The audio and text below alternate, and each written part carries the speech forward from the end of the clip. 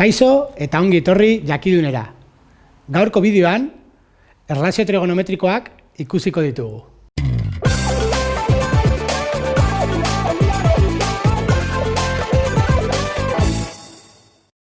Adibide hau egingo dugu. Jakinik koseno alfa 12/13 dela eta lehenengo kuadrantean dagoela, kalkulatu behar ditugu zeno eta tangente eta gero erlazio batzuk. Lehenengo apartatua egiteko formula hauek erabiliko ditugu.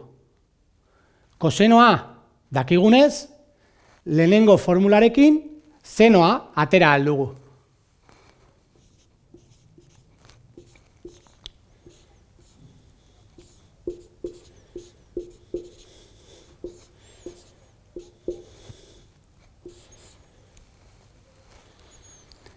Orain, zenoa bakanduko dugu eta errokarratua egingo dugu.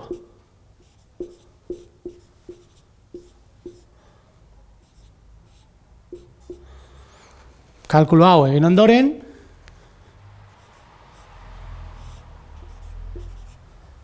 zeno de alfa atera aldugu, 5/13.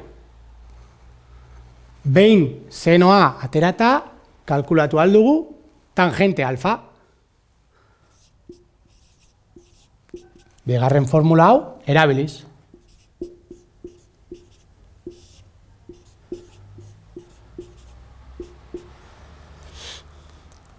Izendatzaileak joaten dira berdinak direlako eta geratzen da 5/12. Orain, erlazio trigonometriko hauek kalkulatu behar dugu. Lehenengoa, angeluak betegarriak dira, batzen direlako 180. Orduan, alfa, adibidez, hau izan da, 180 alfa, hemen alfa bada, 180 alfa, izango da hau. Bere zenoa, bere kosenoa, parkatu, hau izango da, koseno alfa, eta koseno 180 alfa, ere hau izango da. Balio absolutuetan berdinak dira. Baina, bigarren kuadranteko kosenoa negatibo izan behar da. Orduan, koseno 180 alfa minus koseno alfa da. Enuntziatuan agertzen den kosenoren balioa, eta orduan minus 12/13 da. Bigarrena, orain, zeno 180 gehi alfa kalkulatu behar dugu. Berriro, lehenengo kuadranteko angelu bat hartzen dugu, eta 180 gehi alfa, hemen alfa gertzen da, 180, eta orduan hau osoa izango da 180 gehi alfa. Kasu honetan, zenoa kalkulatu behar dugu, eta konparatu behar dugu alfarekin. Zeno alfa da hau, eta zeno de 180 gehi alfa hau da. Berriro, balio absolutuetan berdinak dira, baina hau beherantz doalako negatibo izan behar da. Edo, hirugarren kuadrantean dagoenez, negatibo izan behar da. Orduan, minus zeno alfa. Zeno alfa 5/13 denez, minus 5/13 izango da. Hirugarrenik, koseno 180 alfa. Orain laugarren kuadrantean gaude. Alfa, lehenengo kuadrantean izan da, 180 buelta osoa izan da, ken alfa, angelu hau izango da 160 ken alfa. Orain, kalkulatu behar dugunez kosenoa, ikusten dugu nola kosenoak berdinak izango dira. Hauek izango dira zenoak, eta kosenoak berdin-berdinak dira.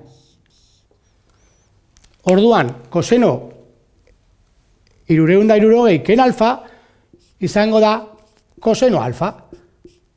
Hau da, 12/13. Azkenik, tangente 90 ken alfa. Orain angeluak osagarriak dira. Biak lehenengo kuadrantean daude. Hemen daukagu alfa, eta orain kokatu behar dugu alfa hemen 90 ken alfa. Eta orduan, hemen egongo da gure angelua, 90 ken alfa.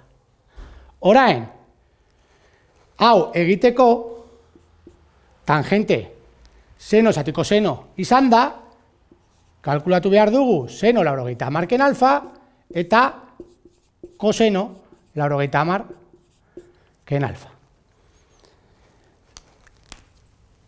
Koseno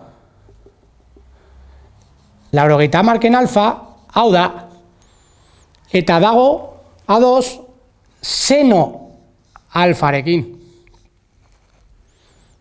Orduan, koseno 90 ken alfa,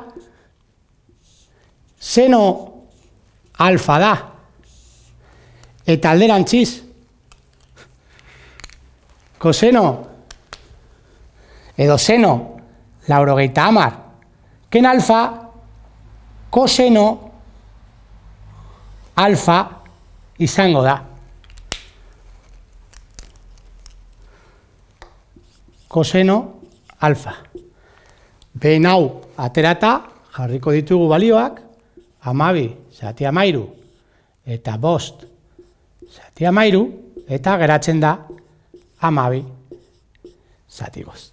Hau izan da dena, mila esker ikusteagatik, eta gogoratu, sare sozialetan eta web orrian jarraitu jakindun.